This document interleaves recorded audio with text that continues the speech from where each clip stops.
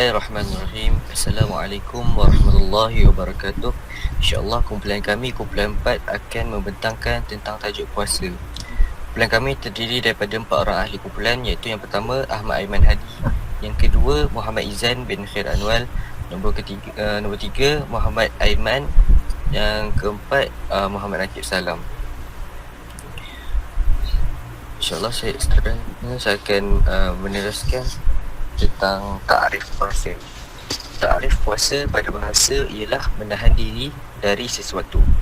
Dari segi istilah pula, puasa bermaksud menahan diri dari makan dan minum dan dari perkara yang membatalkan puasa dari terbit fajar sadiq hingga terbenam matahari. Seterusnya, dalil pensyariatan bagi puasa, dalil daripada Quran. Firman Allah Subhanahu Wa Taala dalam Quran surah Al-Baqarah ayat 183, A'udzubillahi minasyaitonir rajim. Ya ayyuhalladzina amanu kutiba alaikumusiyam kama kutiba alal ladzina min qablikum la'allakum tattaqun. Wahai orang-orang yang beriman, kamu diwajibkan berpuasa sebagaimana yang diwajibkan atas orang-orang yang terdahulu daripada kamu, supaya kamu bertakwa. Seterusnya, dalil daripada hadis pula. Rasulullah sallallahu alaihi wasallam bersabda dalam hadis, Buniyal Islamu ala khamsin, syahadatu an la ilaha illallah wa anna Muhammadar Rasulullah, wa iqamis salat wa ita'iz zakah wal hajj wa shaum Ramadan. Yang bermaksud Islam dibina atas 5 perkara, iaitu bersaksi bahawa tiada Tuhan yang disembah melainkan Allah dan Nabi Muhammad itu pesuruh Allah, mendirikan solat, menunaikan zakat, mengerjakan haji dan berpuasa di bulan Ramadan. Hadis riwayat Bukhari dan Muslim. Seterusnya saya akan pas kepada Hadi untuk menyambung. Okey, seterusnya ialah syarat wajib puasa. Syarat wajib puasa terbahagi pada 7, iaitu ialah Islam, baligh, berakal, sihat, mampu untuk berpuasa, tidak dalam musafir, suci dari haid dan nifas. Seterusnya ialah rukun puasa. 1. Niat. Nawaitu sawma ghadin an adai fardi syahri ramadhani hadhihi sanati lillahi ta'ala. Maksudnya ialah sahaja aku berniat puasa pada esok hari untuk menunaikan fardu di bulan Ramadan tahun ini kerana Allah Ta'ala. Menahan diri dari perkara yang membatalkan puasa. Baiklah, seterusnya saya akan sambung kepada alasan wajib puasa. Alasan wajib berpuasa bagi orang Islam adalah kerana puasa merupakan rukun Islam yang ketiga. Namun terdapat rukhsah. Rukhsah ni pengecualian. Terdapat rukhsah, yakni dibenarkan berbuka puasa bagi golongan tertentu. Contohnya orang yang sakit, orang yang bermusafir, orang yang mengandung dan sebagainya. Hikmah berpuasa. Yang pertama, puasa yang sempurna akan menyedarkan hati orang yang beriman bahawa dirinya di bawah perhatian Allah Subhanahu Wa Taala.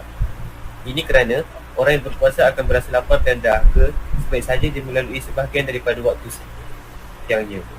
Maksudnya yang ingin makan dan minum, namun wujud perasaan yang menyedari dirinya berpuasa, lantas menghalang keinginan tersebut. Dalam menghadapi dugaan sebegini, hatinya sedar terhadap permintaan Allah, lantas ianya mengingati Allah dan kekuasaan Allah SWT. Yang kedua, bulan Ramadan merupakan bulan yang suci. Allah SWT mengkehendaki hamba-Nya supaya memenuhi bulan tersebut dengan amalan ketaatan yang menghampirkan diri kepada Allah. Pensyariatan puasa ini adalah cara yang termudah untuk menunaikan hak Allah dan tanggungjawab hamba kepadanya. Yang ketiga, kekenyangan yang berterusan dalam hidup seseorang akan memenuhi dan menyuburkan jiwanya dengan sifat keras hati dan keterlaluan. Kedua-duanya bertentangan dengan sifat seorang Islam. Justru pensyariatan puasa dapat mendidik jiwanya dan mengurangkan sifat-sifat tersebut. Baik, seterusnya isu semasa berkaitan puasa. Isu semasa ini adalah berkaitan dengan permasalahan dan juga persoalan yang sering timbul dalam kalangan Allah, iaitu ketika berpuasa. Baik, yang pertama, permasalahan yang pertama ialah bagi hukum menggunakan inhaler semasa yang bulan Ramadan. Baik, hukum menggunakan inhaler ketika Ramadan, hukumnya dibolehkan bagi penyakit asma kerana gas tersebut tidak sampai ke dalam perut, tetapi kadar untuk pernafasan. Inilah pendapat daripada Dr. Yusuf Al-Qaradawi dan ramai lagi ulama-ulama dalam perbincangan berkenaan hal-hal perubatan dan rawatan kali ke-9. Begitu juga dengan pendapat beberapa tokoh ulama yang terkenal. Baik, permasalahan yang kedua ialah hukum pesakit COVID yang tidak berpuasa ke bulan Ramadan. Jika pesakit tersebut tidak bergejala dan tidak memerlukan ubat, maka dia tidak boleh untuk berbuka puasa.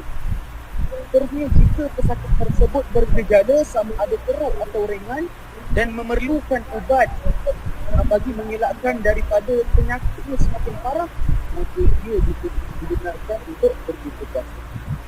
Seterusnya, bagi memastikan penyakit tersebut benar-benar boleh mendatangkan kemudaratan, perlu disahkan oleh pegawai perubatan yang akan disah dan juga dipercayai.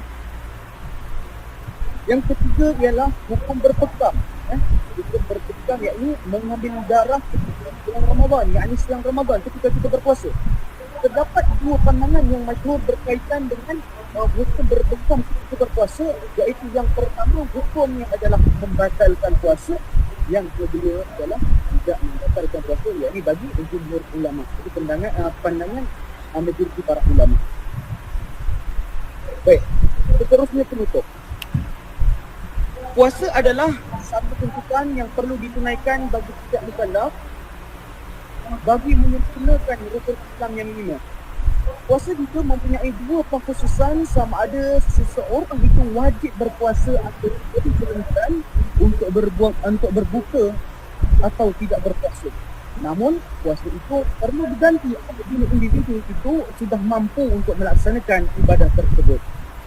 Hal ini berdasarkan dalil iaitu wa man kana maridan aw ala safarin fa'iddatun min ayyamin ukhra, yang bermaksud dan sesiapa yang sakit atau dalam keadaan bermusafir, maka bolehlah ia berbuka, kemudian wajiblah ia berpuasa, iaitu sebanyak hari yang ditinggalkannya itu pada hari-hari yang lain.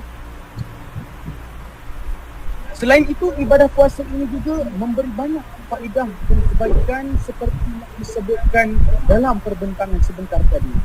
Izharnya, sifat kesabaran seseorang itu akan dapat dipertingkatkan dalam menjalani ibadah puasa.